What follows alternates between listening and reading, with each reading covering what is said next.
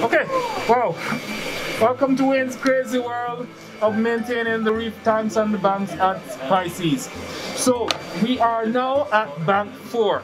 What I'm going to be talking to you about today, showing you, is what actually on top of the banks look like. This is where we actually mount our entire Apex system. So I have actually one of these displays here. This is the old Apex Classic unit. So I have about 3 different displays that are connected right throughout the banks. So when I come down, I can actually just take a display down, scroll through, look and see what the temperature is, do some adjustments on the panels. And so I have these here, I can easily bring them down, but I keep them tucked up here. The display for the Apex unit is something that I highly recommend. Because if you lose internet connectivity and you can't control it through Apex Fusion, then your display is the main thing. So today, what I'm going to show you as a part of the whole maintenance regime is that we actually have to keep the entire top here extremely clean. The process took about another 2 weeks by yours truly, who's filming.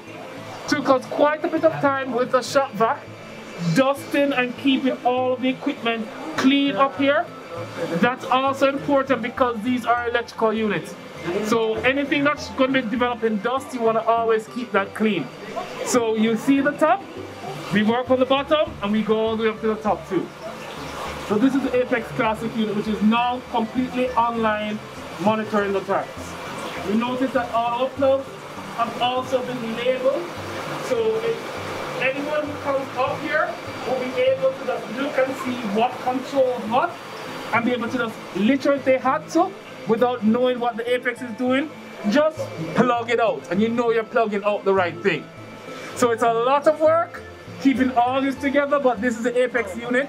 It goes all the way around to the column tanks, and my reefer 525 is also on the same system. So I can be in Jamaica and see what's going on in the tanks here. So that's our Apex system. Now to go back down and continue with bank 4. Alright, this is the last flush, that's my fault. So this is communication. You ready? Turn on. Yeah. Right? So what just happened a while ago, I asked for water and the hose was not in the sump. So it was just wetting the place up. So here's what we do. I turn on the water, you ask me if I'm ready, yeah. I say yes, then you turn it on. Yeah. Then you save some flood. Now this is the reason I use a tall siphon.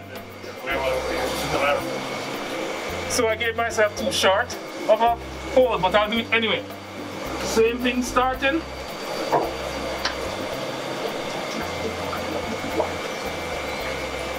Come up.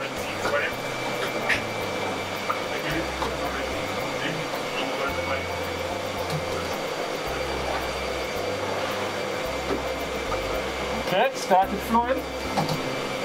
There we go. Quickly.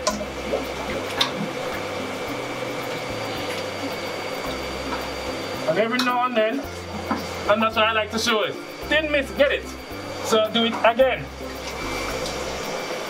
Let this drain out. And that's because I had an air pocket here, so it didn't start as I wanted it. So empty the line, make sure your line is empty from the last run. Okay. Now my line is empty. I shouldn't have that back pressure like I did before.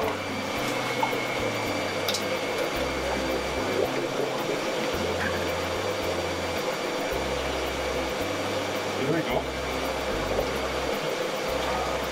Good. Now watch the difference. Doesn't matter how much you try, you're going to have spills. The hose was not clamped on as tight as it should, and there we have our floods. So when you're in your home and you are doing your siphoning, make sure your hose is clamped. I like to get it real down there and give it a loop, and then I'll clamp it so it can't kick up. So that's how I'll clamp my hose. So the end is sitting at the bucket like in a little half of a circle. That's a good amount of hose in your tank. Clean up time. Actually, I gotta get it in the bucket.